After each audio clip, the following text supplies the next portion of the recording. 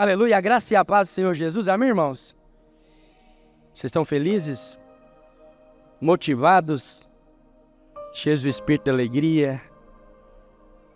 Um dia, qualquer dia desse, o Senhor vai me dar tanto favor diante de você, que você vai conseguir perceber a alegria que eu sinto em estar aqui com você todos os domingos, né? Às vezes as pessoas pensam no constrangimento que é a exposição de um palco, né? Ou de um púlpito. Mas pastor é cuidado do Senhor, sabe? O Espírito Santo cuida especialmente de nós. Aí a gente faz isso tudo não, com uma expectativa só, de que você ouça alguma coisa que nós vamos falar aqui. Todo o trabalho é para isso. Toda a expectativa no coração do pastor, a menos que ele esteja com um problema, mas a expectativa do coração do pastor é que você ouça o que ele está falando. Amém? Não são coisas naturais. Porque o pastor é o primeiro a crer que tudo que Deus faz, ele faz pelo Espírito e pela palavra. Por isso é que nós pregamos. Se essa palavra que é proclamada aqui, ela só gerar fé no seu coração, não despertar o seu entendimento para um comportamento novo, é vão o nosso trabalho. Por isso o esforço, né? Boa parte do nosso trabalho como igreja envolve mobilização, sabe? Mobilização, trazer as pessoas. Você não sabe o poder que isso tem. Você não sabe o que é derramado sobre a igreja quando ela se reúne, onde há comunhão. O salmista fala que é como um óleo precioso que desce sobre a cabeça do sacerdote e escorre sobre todo o corpo. Um óleo precioso. Não é qualquer óleo. É um óleo que tem valor. Valor financeiro. Tem valor para alguém, custou algo para alguém. Tem valor de trabalho, tem valor criativo. É a unção que é despertada sobre nós quando nós estamos reunidos. Amém? Então, não caia na tentação de achar que as reuniões de culto são rituais religiosos. Peça para Deus te livrar dessas possibilidades. Sabe por quê? Porque nada se sustenta dessa forma. Uma visão natural de algo que Deus santifica vai te roubar, né? E às vezes você até começa bem, mas durante o percurso sua alma vai se abatendo, né? E aí às vezes, sem você perceber, você está buscando outras alternativas que não o Senhor. E o Senhor falou assim, eu sou o caminho, só há um caminho. Ele tem nome, Jesus. Para os gregos, Yeshua HaMashiach. Para nós é Jesus Cristo que veio de Nazaré. Amém? Esse é o nosso percurso. Não interessa se vai ter ladeira, se vai ter descida, se tem cascalho, se o sol está quente. O que importa é permanecer no caminho. Amém? Aleluia. Quantos vencedores foram para a conferência e estão aqui agora? Levanta a mão. A unção está com você, amém? A unção das portas abertas. Tem coisa melhor que portas abertas? Portas abertas, escancaradas, portas de negócio, portas de empreendimento, portas de relacionamento. É favor de Deus. 2024, olha, em 2022, nós profetizamos o ano da aceleração, né? Ano da aceleração. Amós 9:13, se eu não me engano, versículo. E eu falei desse versículo o ano inteiro. Quantos aqui já viram as minhas mensagens ou recebeu minhas mensagens de felicitação? Alguém já viu? Desse ano? Alguém já recebeu? Eu falo sempre assim, ó, e a sua casa seja cheia de tudo o que é bom. Eu faço um compromisso em dezembro, o compromisso de crer no Senhor e crer nos seus profetas. A Bíblia lá em 1 Crônicas fala que se nós cremos no Senhor, nós estaremos seguros. E crendo nos nossos profetas, nós prosperaremos. Amém? Minha casa está enchendo. Minha esposa já está nas portas do 9º mês. É muito favor. É muito favor. Eu sou um pai bem melhor agora, tenho certeza. E eu tenho plena convicção de que vou me tornar um marido ainda melhor. Amém? É bom ver você com fé nisso. Em meio a tantos ventos contrários. Amém? E nós vamos entrar agora no ano das portas abertas. Mas ela não vai se abrir para qualquer um. Vai se abrir para quem crê. Você crê que 2024 vai ser um ano de portas abertas para você? Então fala isso, escreve isso, desenha isso, pega as coisas cotidianas, diárias e marca com essa profecia. Porque se você crê no Senhor, Ele vai te dar um lugar de segurança. E se você crê nos seus profetas, você vai prosperar. Deus não faz nada sem antes consultar os seus profetas. Então Ele dá uma palavra para o pastor Aloysio, mas a palavra não é única exclusivamente para ele. A palavra é para mim e para você. É para todo aquele que crê. Amém? Esses dias nós estávamos conversando, assim, uma conversa informal. O pastor Aloysio, na capacitação, ele tinha dito que ele tem uma impressão assim interior de que o que ele tinha que fazer, ele já fez. Ele está assim, satisfeito e feliz. Ele está feliz, ele acredita que aquilo que era para ser feito no tempo da oportunidade dele tem se consumado. Ele está feliz com tudo aquilo que ele fez. E ele vê expectativa de continuar fazendo. Mas ele já está completamente satisfeito no que ele já fez. E ele falou, agora eu estou percebendo que estão chegando as pessoas que irão adiante depois de mim. Vão mais rápido e vão mais longe, porque estão mais novos. E eu peguei. Falei, isso é para mim. Essa palavra é para mim. Essa unção está para mim. Né? Aí o Senhor veio e falou assim, olha, você está comendo da carne e está bebendo do sangue desse cara? Você tem parte nisso? Você está mesmo envolvido nessas coisas? Porque tem uma unção que nós transferimos assim, pondo as mãos. Mas tem outras unções que, para elas serem transferidas, você precisa se tornar um vaso apropriado. Tem um treinamento, tem requisitos para serem manifestos. Né? Aí o Espírito Santo, muito alegremente, me lembrou dos livros do pastor Aloysio que eu leio. Falei, olha, muitas vezes eu fui criticado por não ser tão amigão, né? Sou tímido, infelizmente. Muitas vezes a minha timidez chega a ser assim, covardia mesmo, medroso. Eu não tenho muitos assuntos legais, não sou um cara tão bacana. E às vezes eu paro para conversar com você, se não for assim pra gente resolver um problema, o assunto acaba. E eu olho assim pra você, né? Então, Deus te abençoe. Acaba o assunto, né? Então, e isso me fez inclinar para os livros, muitas vezes. Aprender ouvindo, aprender lendo. Né? E muitas vezes eu fui criticado. Porque o líder, ele precisa ser assim, desenvolto, ousado, corajoso. Muitas coisas que eu, de fato, não sou. Né? Não sou mesmo. Inclusive agora, lá na conferência, eles foram orar pelos os irmãos, e a maioria era pastor. Não, a maioria não, mas uns 2.000 era pastor e obreiro. 1.800, 1.700 por aí, pastor e obreiro. Os outros têm chamados, são discipuladores, líderes, membros. Mas a grande maioria, principalmente quem foi lá na frente receber uma unção. E aí, normalmente, eu nem vou. Aí uma irmã falou assim, vai lá, pastor. Vai lá. Eu falei, uai, então eu vou. Eu fui. Aí tinha dois lados. De um lado estava orando, acho que por cura de doenças psicossomáticas, e do outro lado estava orando com gente medrosa e covarde. Aí eu falei, esse é meu lugar. Eu sou esse Zé Ruela. Eu vou desse lado de cá porque esse é meu lugar. Aí quem estava orando desse lado aqui, do lado que eu fui, era um negão assim, e ele ia triscando nas pessoas e as pessoas iam caindo. Eu falei, ali, a hora que ele tocar na minha cabeça, eu vou ser cheio do poder e nunca mais eu vou ser uma pessoa tímida. Corajoso, 2024, as portas da ousadia se abrem diante de mim.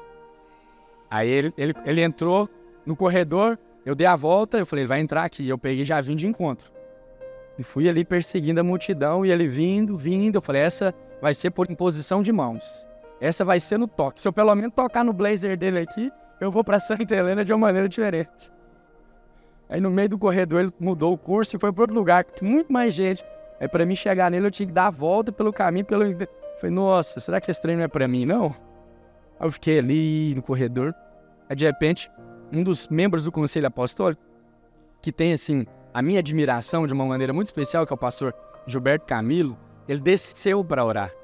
É alguém que eu admiro assim há anos, porque ele é assim do Espírito Santo.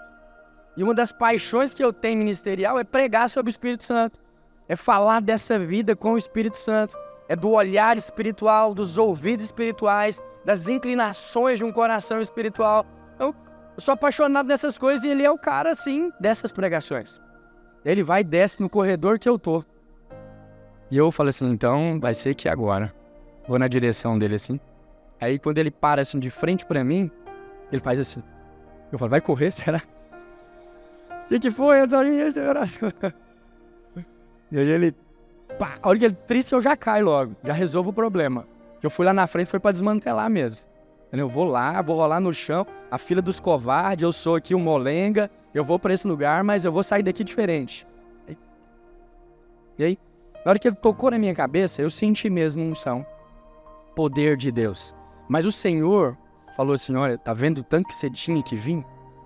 Eu não sabia que percebia. Eu não tinha olhos para a necessidade que me levou até lá. Eu não ia, para mim dava tudo certo, dava tudo normal. Sabe o que chama isso? Visão comum, visão natural. Aí quando eu deitei, quando eu caí no chão, ali olhando para cima, aquele monte de gente que eu não conheço olhando para mim, eu só chorava. E o Senhor ia tocando em partes interiores, falando, você tinha que estar aqui agora. Fui curado de algumas coisas que eu nem sabia que eram problemas. O Senhor restaurou altares no meu coração. Momentos específicos de adoração, de conhecimento, de concentração, de reflexão, de meditação. O Senhor foi restabelecendo o trono. E eu fui, nossa, eu não sabia que precisava vir. Aí quando eu levantei, sacudi a poeira, né? Fiquei lá ainda um bom tempo chorando. Louvei a Deus por quem me encorajou. Que eu não ia. Graças a Deus, porque nós temos irmãos assim, né? Te carrega, arranca o telhado e faz você descer lá no colo do profeta para ser curado. Amém? Mas você precisa se quebrantar. Uma das lições, essa não é ainda a minha palavra, inclusive, vocês terminaram bem mais tarde hoje. Já é 8h03? Tá bom. Mas uma das coisas que nós aprendemos como igreja nesse tempo é essa nobreza do quebrantamento, sabe? Quando eu tô falando abertamente para você, a minha vida no Senhor é uma vida para ensinar. Eu recebi essa facilidade, mas muitas vezes as lições vêm com as minhas quedas e eu preciso usar as minhas cicatrizes. Então, com muita reputação e muito zelo pela minha imagem, eu não vou conseguir fluir inteiramente naquilo que o Senhor me propôs. Estou falando para você que abertamente tinha uma fila que era para os medrosos, os tímidos, para os covardes. Eu falei, essa é minha. Eu não acho que eu estou com nenhum problema psicossomático, mas se desse tempo eu ia nas duas. Vai que eu tô. Não sei. E outra, Deus não dá nada de ruim para ninguém. Se Deus que está dando, eu vou lá receber, é coisa boa. Mas muitas vezes você fica restrito, contido no seu lugar. Achando que está tudo bem, está tudo certo. Você se assenta no trono de senhorio da sua vida sem perceber. E limita Deus. Porque Ele abre portas diante de você, mas você já foi convencido de que do jeito que está bom. Mas Deus é ilimitado. Ele conhece os limites. Ele conhece as necessidades. Ele conhece o coração do homem. E conhece você muito melhor. Olha, você não sabe tanto a seu respeito quanto você acha. Você não sabe quem você é quando seus filhos estão embaixo de ameaça, por exemplo. Você não sabe que tipo de reação você tem no meio de um perigo, no meio do caos. Você não sabe o que você é capaz de fazer em um cenário de fome. Mas levantamos a boca e a língua muitas vezes para declarar juízo sobre circunstâncias e fatos. O Google e o YouTube e as outras plataformas de streaming estão se especializando em formar homens capazes de dar opinião. Como se já não fosse suficiente o tanto de problema que o pecado nos promoveu com a queda, que foi esse excesso de opiniões. Com a queda do homem passa a ter um ponto de vista, porque se torna conhecedor do certo e do errado, do bom e do ruim. Eu tenho uma opinião, eu tenho um ponto de vista, eu tenho uma visão a respeito disso. Então, são muitas opiniões. E hoje as plataformas dão espaço para você manifestar a sua opinião em rede nacional e formar outros pensadores como você. Mas o que nos está proposto? Quem é você de fato? Quem que conhece as suas necessidades? O que está tão bom na sua vida que não possa melhorar? Quais das áreas da sua vida que dispensam o Todo-Poderoso? Dispensam todo o conhecimento? Qual das áreas da sua vida que dispensa o ouro e a prata? Porque um dos atributos de Deus é a sua onisciência. Então quer dizer que Ele sabe de tudo. Sabe de tudo. Será que alguém que sabe de tudo seria bem-vindo em alguma área da sua vida? E alguém que tem o ouro e a prata, tem toda a riqueza, será que seria bem-vindo em alguma área da sua vida? Alguém que é a própria cura, Jeová Rafá, seria bem-vindo em alguma área da sua vida? As portas do reino são sempre para nós, e você sempre é bem-vindo. Mas às vezes, você só não assumiu, mas é frouxo também, igual esse que vos fala. É medroso, tímido, tem medo do que vão pensar, tem medo. Olha, você precisa se desprender dessas coisas completamente. As opiniões, o que vão achar. Eu sou testado em todo tempo. Eu não ouço as pregações que nós subimos para o YouTube. Ouço os pedaços, porque tem parte que eu sinto vergonha de mim mesmo. Não devia ter falado desse jeito. Eu devia segurar o microfone um pouco mais alto. Eu acho um monte de problema. Se eu continuar ouvindo domingo que vem, eu falo, não grava essa não. Deixa essa passar porque não tá legal. E aí, daí pra frente, o que você acha que vai acontecer? Eu vou escolher algumas poucas, e aí nesse relatório de improdutividade, com esse resultado assim, não tem perenidade bem constância, o que eu vou fazer? Eu vou parar. Você muitas vezes despreza o seu depósito espiritual, sem perceber a importância de pequenos investimentos. Estava passeando com meu filho antes da viagem. Na verdade, era uma estratégia para a mãe poder lavar o cabelo. Então tira ele de casa, vai na praça lá e aí dá uma cansada antes do almoço, come cansado pra gente ficar na expectativa dele dormir. Aí a gente foi fazer. Aí é o tempo que eu tenho para ter uma qualidade com ele. Eu falei, olha, o tempo de qualidade... Eu olhando ali para ele e o Espírito Santo falando comigo, o tempo de qualidade está tão escasso no nosso meio que as pessoas param de praticar. Mas por que você acha que é um desperdício 5 minutos a mais entre um gole de café e outro? Por que você acha que é um desperdício uma troca de olhares no meio da rotina comum? Fixar os olhos no olho do cônjuge por um tempo, olhar verdadeiramente para os seus filhos, perceber o crescimento, o amadurecimento, o comportamento, o caráter. Sabe por quê? Porque não tem resultado imediato. É uma poupança. É um dinheiro que você põe com rendimento assim a longo prazo. Mas o que acontece com a poupança a longo prazo? A seu tempo manifesta a sua força. Talvez na altura do campeonato que você está, se você olhar para trás e falar assim, olha, se eu tivesse começado a guardar R$100 quando eu comecei a trabalhar, hoje eu seria rico. Mas se olhar lá para a sua poupança, como é que ela está? Do mesmo jeito de quando você abriu.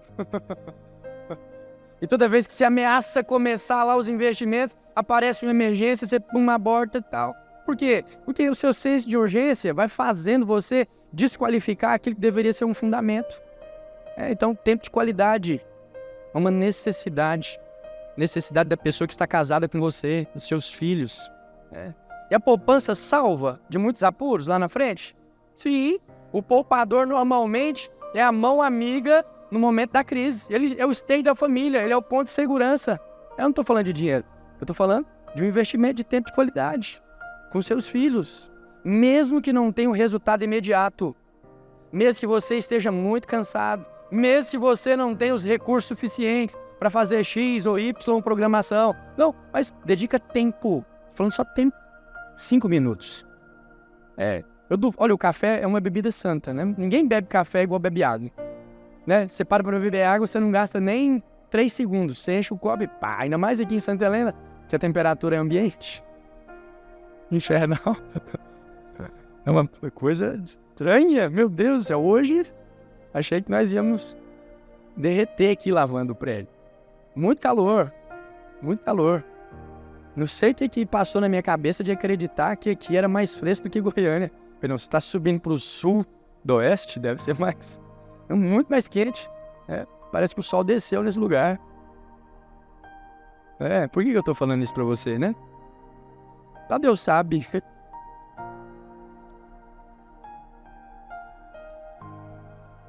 Amém? Então, Deus te trouxe aqui para você crer. Olha, sabe quando é? Sabe quando é que você vai desfrutar de uma transformação por meio do Evangelho?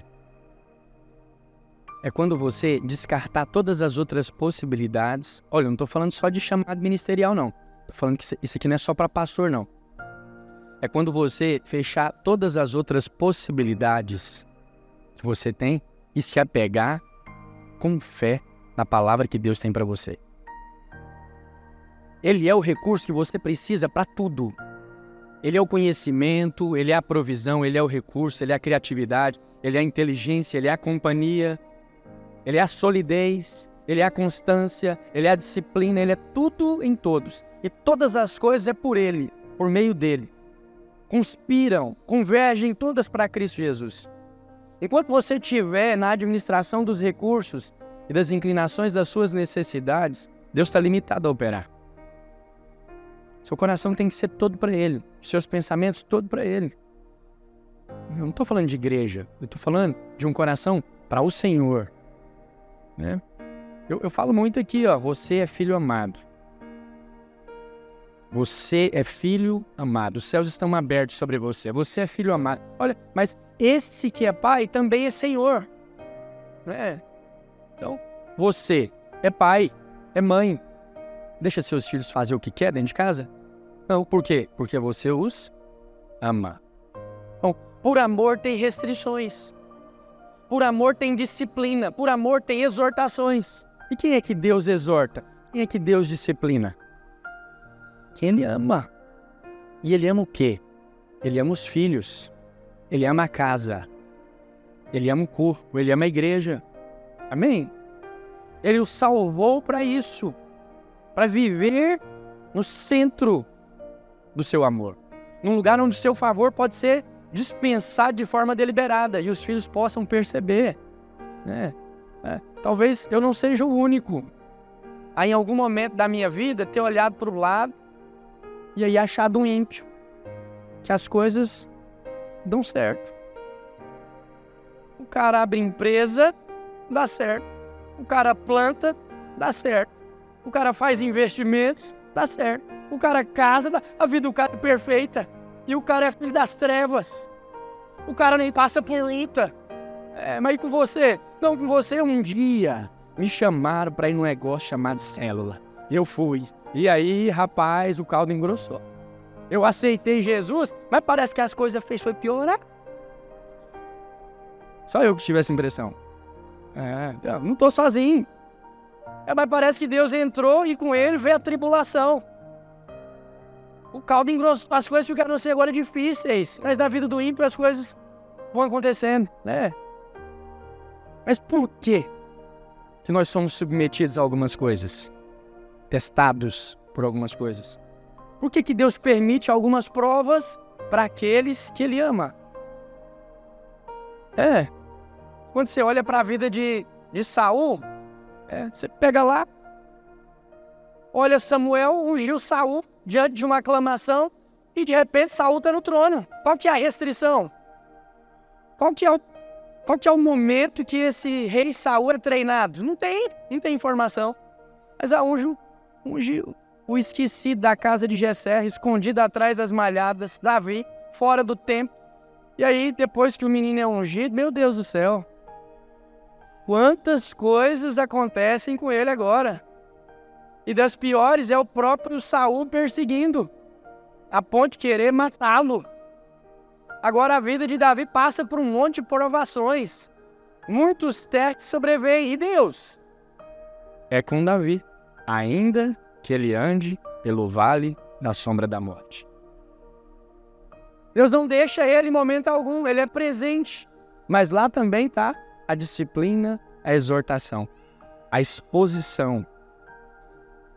É muito belo quando, aos olhos espirituais, você percebe que a Bíblia é imparcial com os erros dos homens de Deus no decorrer da história da igreja.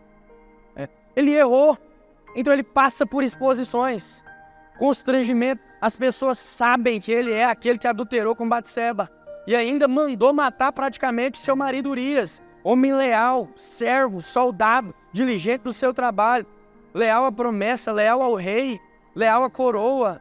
E aí Davi apronta lá uma presepada e depois, para tentar consertar o problema, além do adultério, ainda manda matar aquele homem.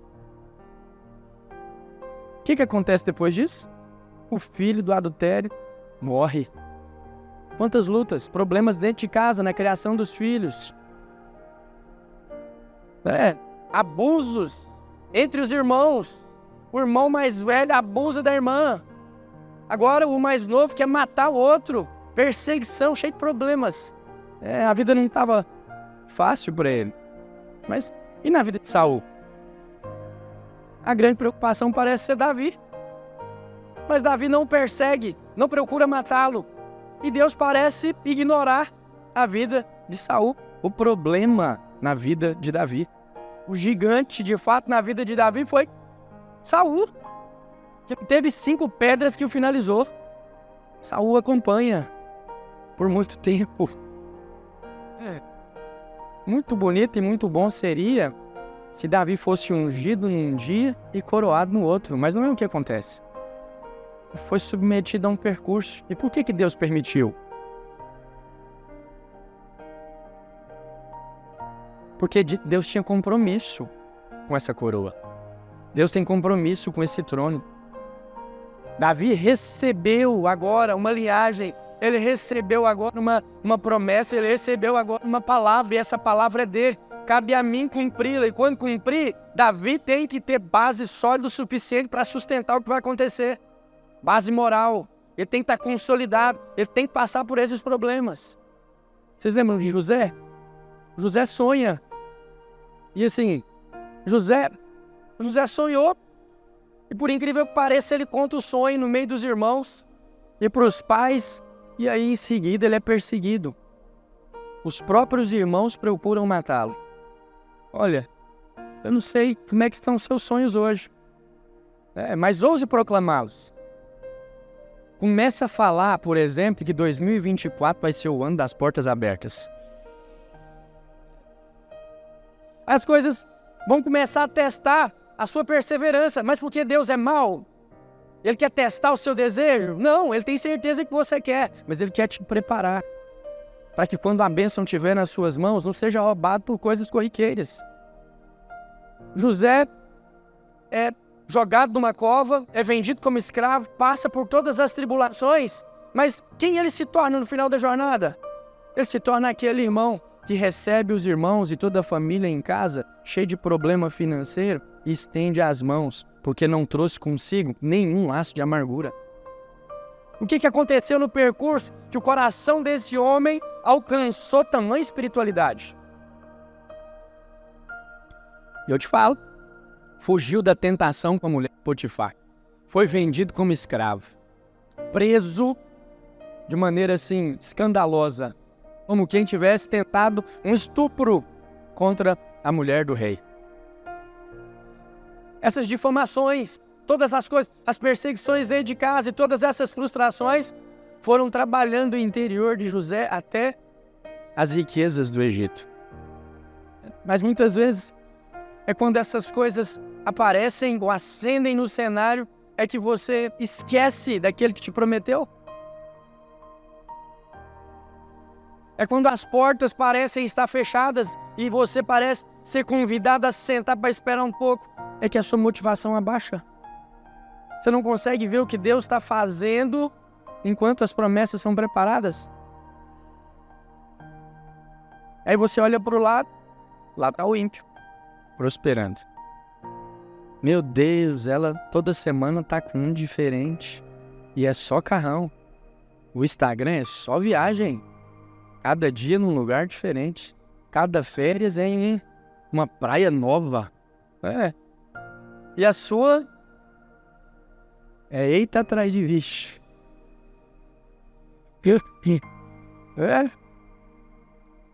Pega pra capar. Aí você olha e fala assim, então, quem é o amado dessa história? É aquele que está sendo cuidado. É aquele que está sendo assistido.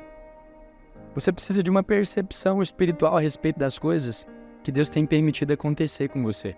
E o estado que o seu coração se encontra diante de cada circunstância. A Bíblia começa a história de José no capítulo 37 e faz uma parada muito nada a ver no capítulo 38 para contar a história de um dos irmãos de José, Judá, junto com Tamar. E a história é longa, mas eu vou resumir para você. Os filhos de Judá. Judá sai da casa dos pais, se casa com a mulher do lugar novo. Seus filhos crescem naquele lugar. E um dos seus filhos, o mais velho, se casa com uma mulher chamada Tamar. E a Bíblia fala que esse primeiro filho era perverso diante de Deus. E a ira do Senhor se acendeu contra ele e ele morreu. Havia uma lei chamada a lei do levirato. Quando morria o mais velho, o do meio, que era o próximo, ele tinha 3 filhos, tinha que assumir a esposa. E ele assume.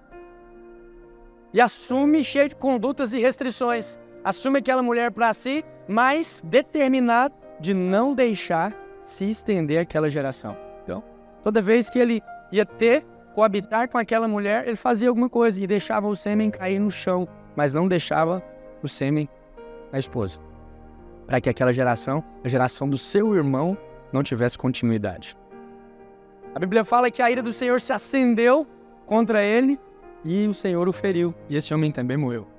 Aí Judá não é bobo nem nada, ela já tinha matado 2.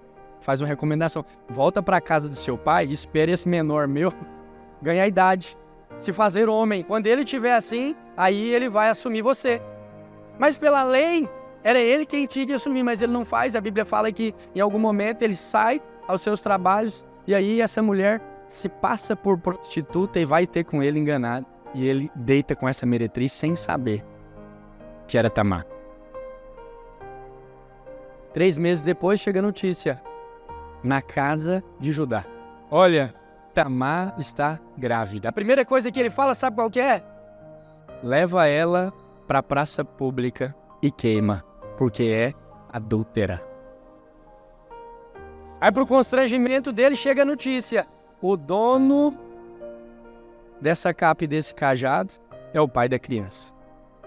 Para surpresa dele era ele. Ele falou, olha, não faz isso com ela não, porque ela é mais justa do que esse que vos fala.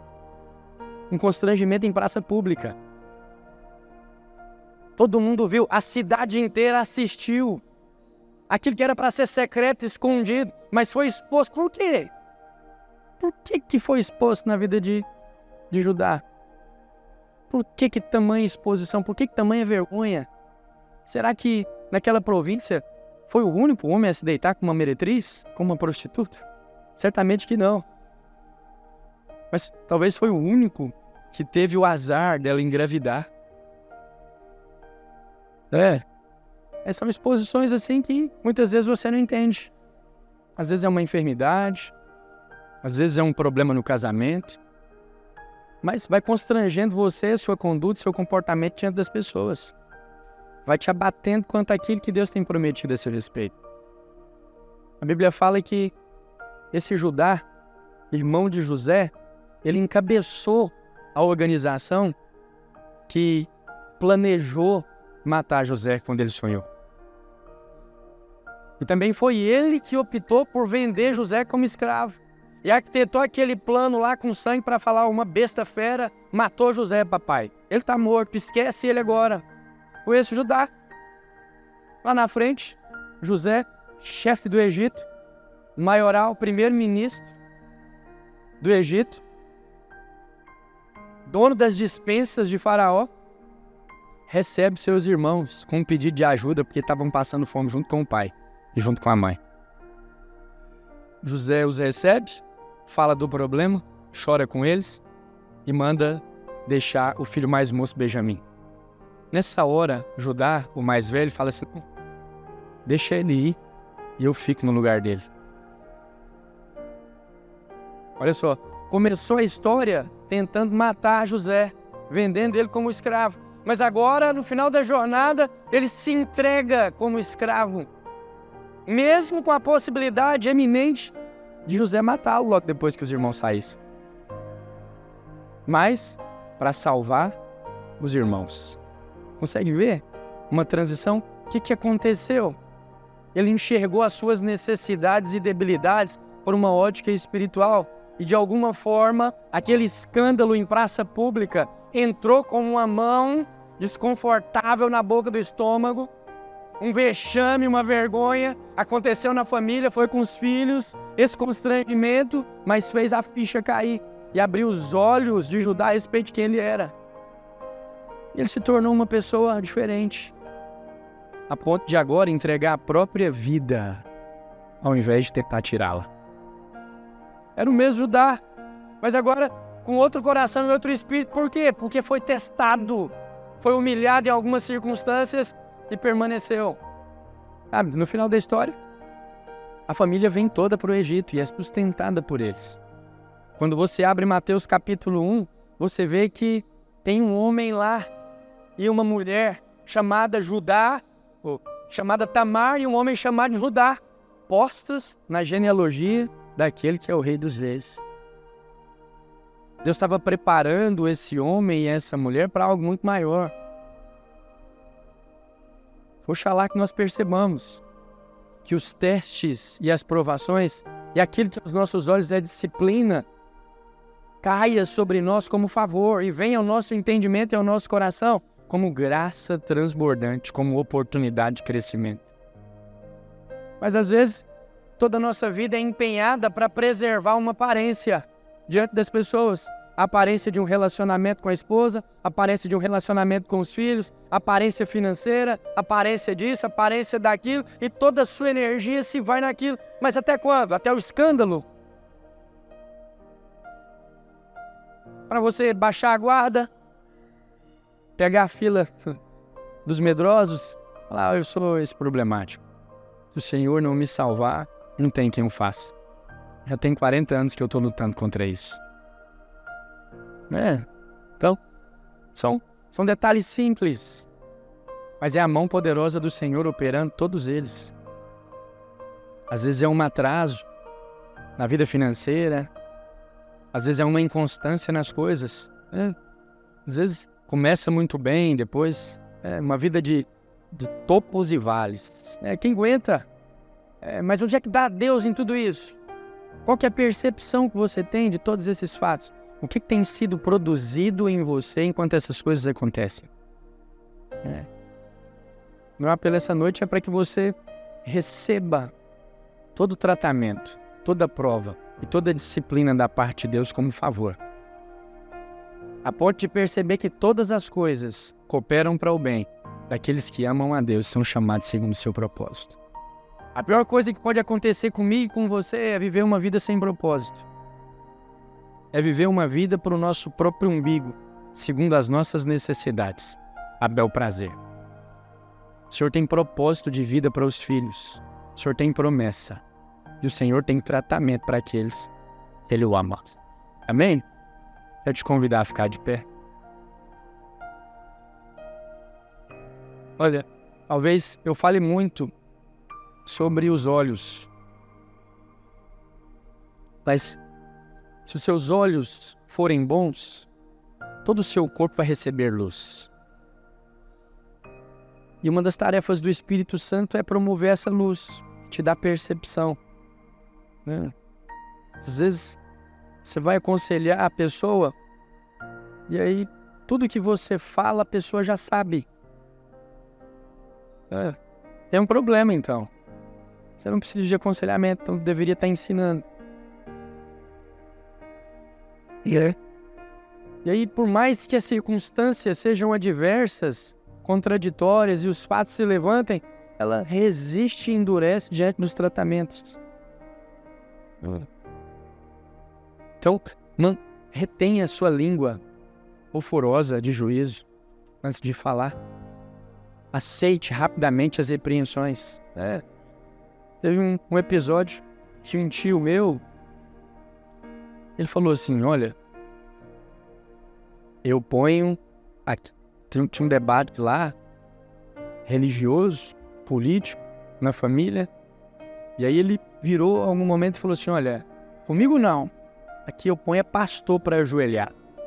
Aí tem endereço essas coisas, né? Tem jeito. Aí veio assim direto do meu coração, eu falei assim, eu olhei assim por um lado, olhei pro outro, eu falei assim, olha, mas a coisa mais fácil que tem aqui é fazer eu ajoelhar. Se tem alguém aqui que pode cair no chão aqui e prantear, sou eu mesmo. Mas não tem nada de glorioso nisso. Oxalá que os meus joelhos no chão fossem o suficiente para você descer da sua soberba. Quando tem alguém estendendo a mão para orar, eu sou o primeiro a chegar. Certamente eu sou o que mais precisa. Mas não, talvez ainda tem muitas reservas. Mas Deus está tratando do seu coração. Te livrando das impressões. Nenhuma das impressões que tem se acumulado a seu respeito são a verdade.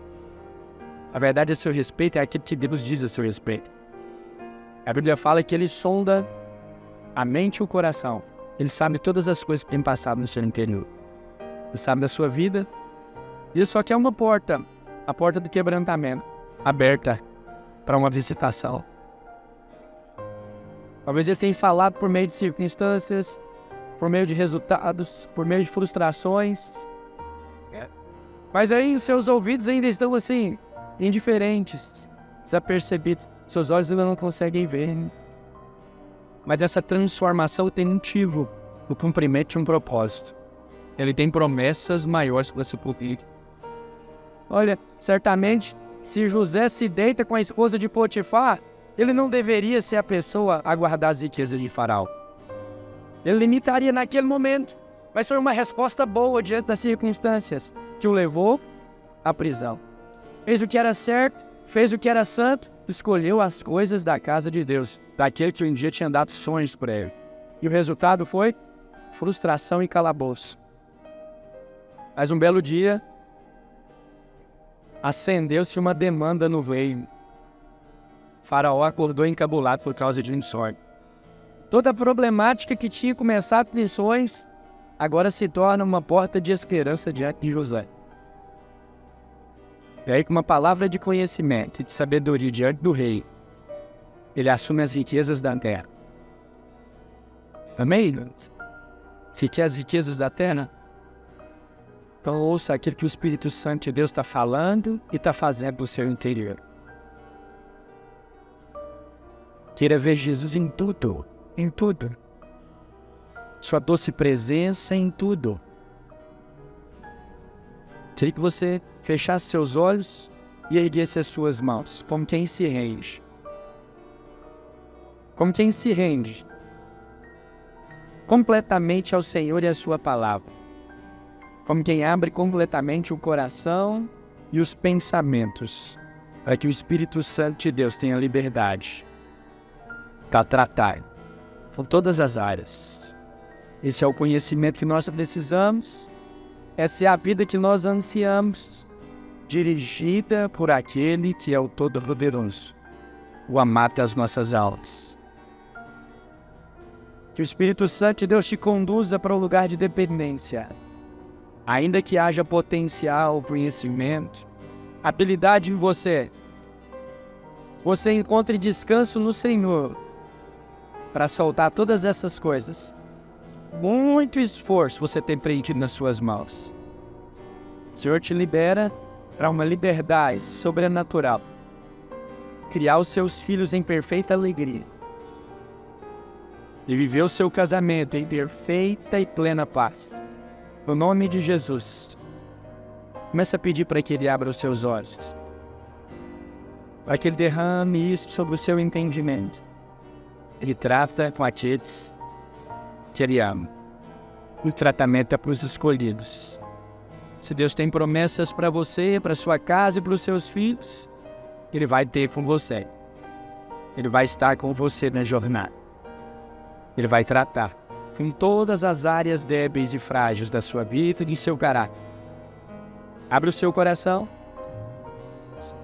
Abre o seu coração. Abre o seu entendimento. Abre a sua vida. E renda-se a Ele. Renda a sua palavra. Renda a sua presença. Renda-se completamente a Ele. Diga a Ele, Espírito Santo, Tu és bem-vindo aqui. No meio das frustrações, inseguranças, dificuldades, o Senhor é bem-vindo aqui. Tu és o conhecimento que nós precisamos, a vida que nós queremos. E entendemos que o Senhor trata com aqueles que o Senhor ama.